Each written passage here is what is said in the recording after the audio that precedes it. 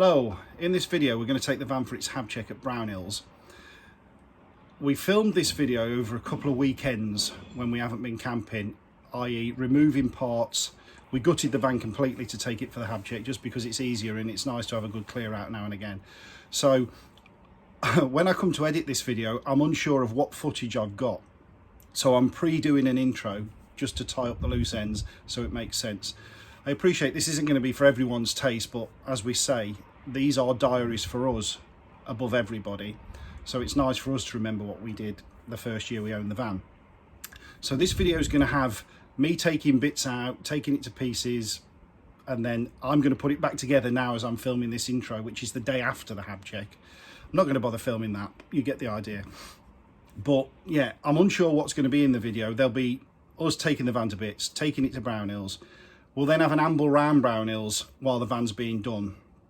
And we did film an ending, but it was going very dark. So if that gets put in, fair enough. If not, I will also add at the end the details of the hab check just to show you what they did. So yeah, that's it really. Apologies, like I say, for the messiness of this, but it is what it is. It's just a little diary, so there you go. Crack on with the video. You may see another intro with Heather in it when we're actually at Brownhills. You lucky people. Ta-da a bit. Right, so apologies if there is a noise. I've got the heating on. So what we do, you can see I boxed in under there where the waste drain is for the boiler. Not the waste, but to drain the boiler off anyway. We boxed it in because we fit our oven trays in there and our ridge monkey, and it's just somewhere else we can put them, and obviously the dog water bottle, etc. So I'm going to take this out just so the dealer can get to that if he needs to on the hab check. There you go. So as you can see, I can leave all that beaded in and stuff like that. There's no need to take that out. It's just literally flop the top off and I'll screw it back on when the hab check's done. Right, that's the other section out under my bed where the charger is. Right, that's the rest all out. That covers my pump and stuff. So yeah, it's a bit of a pain. There's me. I'm leaving my battery. I don't think there's any issue with that. But yeah, bit of a pain, but it's once a year in it. So there you go. Apologies to the Agatha fans who do cross over from the car channel to the camper channel occasionally. She is being used for storage now, only until the van comes back from Habitation check. It's just a lot easier to put the stuff in there that is, you know, you don't want stuff. I mean, I'm not saying I'm going to get mice in the garage, but the last thing I want is the cutlery drawer being clambered over by mice or something. So all the stuff that we eat with, we'll obviously clean it all when we put it back in, but everything that's personal is in the car, and the other stuff is just stored over there. Alright, so apologies for the noise. Heather's hoovering the van out. Yeah, if you don't have an old 1978 Austin Allegro to store the stuff in while your van goes for hab check, you know, you're either lucky or unlucky depending on how you look at it. But yeah, I'm quite lucky in having a garage big enough. I have a rack in the garage just dedicated to camping stuff that we rotate winter, summer, depending on what we need. Obviously it's now full to the brim because we've emptied the van completely. There we can see woman doing woman's work. She's going to kill me if she sees this. She's got a chaff seat on up and she swears. Look, you heard her swear. Right, so the van is completely empty. You don't necessarily have to do this for a hab check. I guess it depends on your dealer. What we tend to do is do this, and it'll encourage us to do a deep clean before we put the stuff back in. It would be a nice thing to have the hab done in nicer weather, I guess, but it also benefits that we don't lose a day in the summer. So yeah, as you see this video, it'll be early January, but the hab check was actually done on the 11th of December. So the van will already have been repacked and we'll have already been away for Christmas and such like. So that video will be showing around this time actually, where we are away at Christmas. So yeah, van is now in racing trim, as we'll call it. There's nothing on board, and then, as I say, when it comes back from Brownhills, we can have a real deep clean and load it up for winter camping, which will involve less things that we'd normally take in the summer for a start. But I'll obviously have to put all my wood stuff back in, but it's okay once a year really, isn't it? So yeah, there we go. Yeah, so we've left the stuff in the cab, you know, the cuddly toys and stuff and bits and bobs in the dashboard. They're not really interested in that on the hab check. It is really just getting the van empty. The shower room's empty as well, all the toiletries out. It is basically completely as we bought it now, with nothing personal in here. So yeah, quite strange to see, but hopefully everything goes well on the hab check.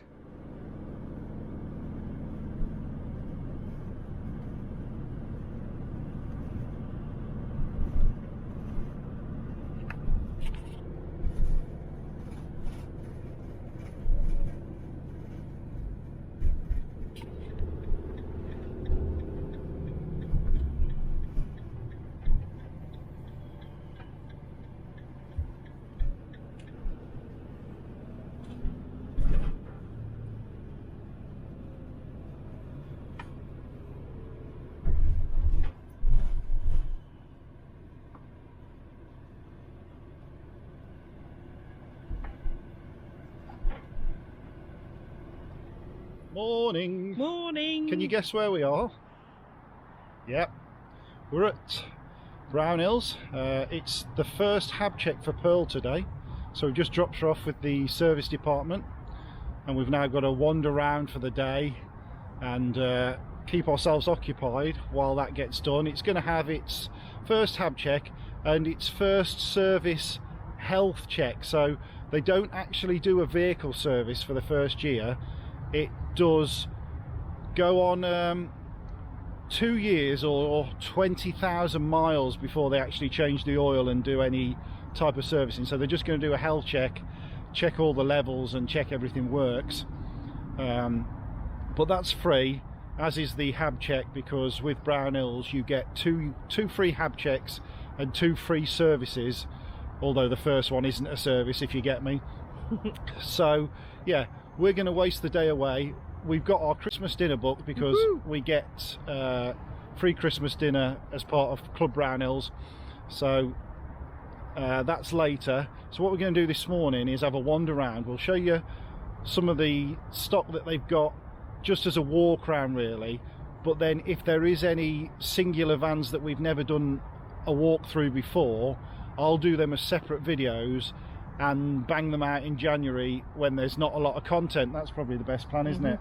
But somebody's cold now. I was going to say, if I look cold, it's because I am. I can't feel the end of my nose. Yeah. I can, it's still there. Anyway. My belly's telling me that I need a hot chocolate from their free drinks machine. So we're going to... We're just hitting everything that's free. Yeah, we're going to go inside now. We'll catch you later on. We'll do a walk round later on and show you some of the stuff. We haven't had a look round ourselves yet. We've literally just dropped the van off. Catch you later. Right, we'll have a look round inside. I'm not going to film the Sun Living ones. Did a separate review on them a while ago, which you'll find in the playlist for motorhome reviews. One thing I did notice with these, you won't be able to get them in silver for the 2022 model. Fiat have stopped producing a lot of the colours that you used to be able to get. They're going to very base colours. These are going to be white next year. So have a quick wander around at the new stock. As I say, not too worried about the motorhomes themselves. Strange to come in here and see no Elddis at all in the building. They just can't get hold of them. Spoken to Lee, who sold us our van, and he said, yep, can't get hold of any, but we've sold next year's stock. We're looking at 2023 now, but we're not even taking orders on them at the minute because we don't know what we've got. So a lot of the new vans, you can see this new grey colour now. Quite like the grey colour. Yeah, loads of them. I think I've said already, but I do like this new grey colour for the Swift. That's a nice short 5.4 metre V-line. Do like that. Like I say, I have reviewed the 122, which is the Swift version of the CV20, if you like. So I shan't go through it again, other than to just quickly show you this lovely new dash, the R8 dash now. Very nice.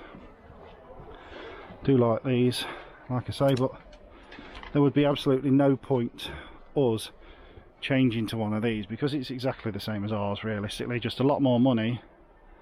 Though I do note now, I think I had the door opens that way now. I'm sure on one of the ones I looked at a while ago it opened the other way.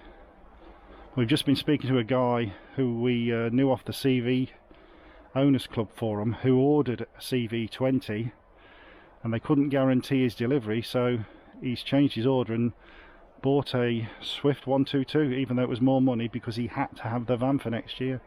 So there you go. Hello Ernie, if you're watching this. So yeah, carry on walking around anyway. Like I say, other than quickly showing you this, just for the colour really, I shan't bother classing that as a review round. What I've probably done on this video is a couple of singular films, and then I'll cobble together all of this walk round of Brownhills in with the hab check video, I guess, but you'll know that because you're watching it. I think I will do a separate review of this Rapido in a while. And what is this? Who makes an Adventure SS? Is that Auto Trail maybe? Yeah. Yeah, Auto Trail. So that, I guess, that's like the CV80, isn't it? If you're looking at a Elddis, because it's got the pop top roof. So yeah, it'd be like the CV80 version of the Elddis. I'll have a look around that in a bit as a separate job. And this one as well, probably the Rapido V68. So there you go. So inside the building, that's your stock really. And I'll have a look around later, like I say. Right, we're just going to wander around. We will film some separately, as I've said.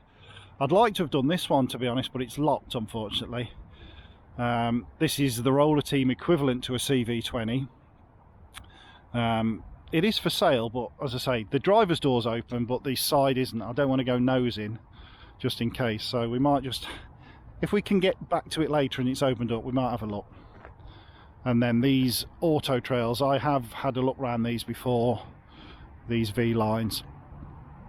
But yeah, 635, which is the longer version, and then the 605, which is the 6 metre version.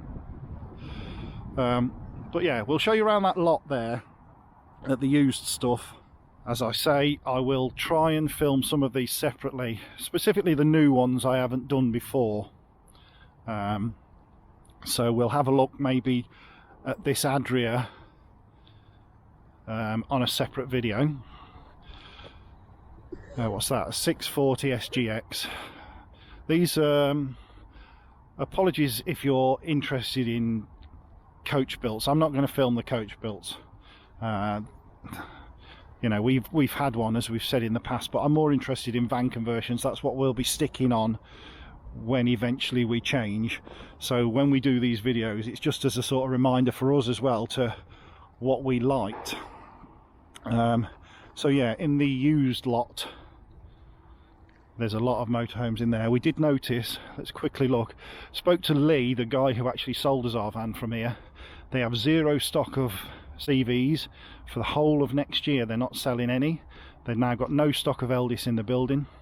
Looks like a brand new 40 there. There's a 60 next to it and a 20 over there. These are obviously customers' vehicles, so it's going to be a while since you see another new Evolution.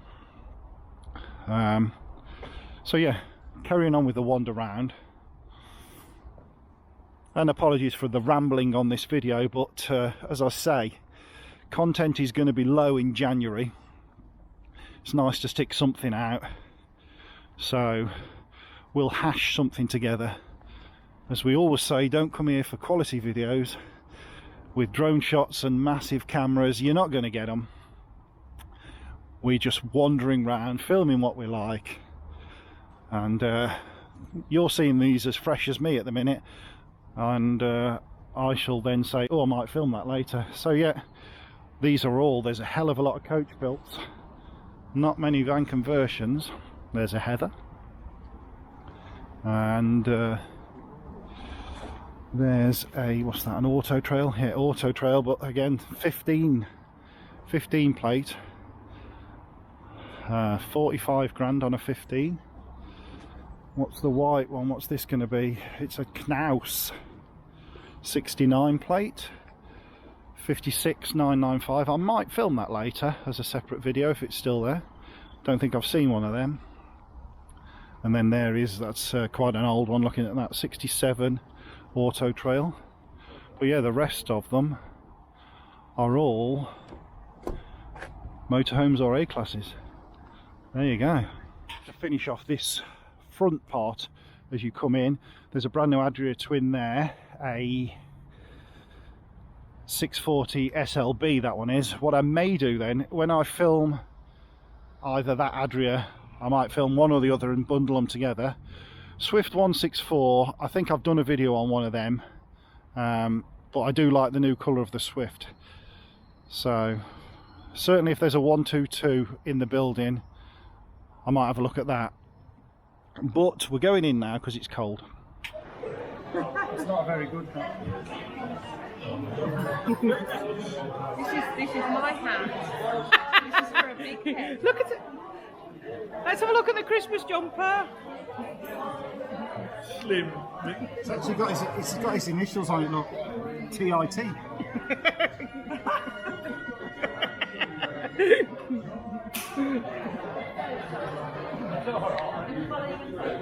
Put your hat on. Let's see whether this hat fits. They don't tend to fit me. Because you've got a big head? I've got like a bit of a lump here. I think my mother dropped me as a child. Oh look, it's even worse, look, it's got a big thing here. Look, this is never going to fit. There you go. Yeah, but it'll just drop down that chicken tier. I'll still have cranberry on it. Hello, right, hope you can see us. It's going dusky. We've had the call from Brownhills. Van is all done, we're away home now.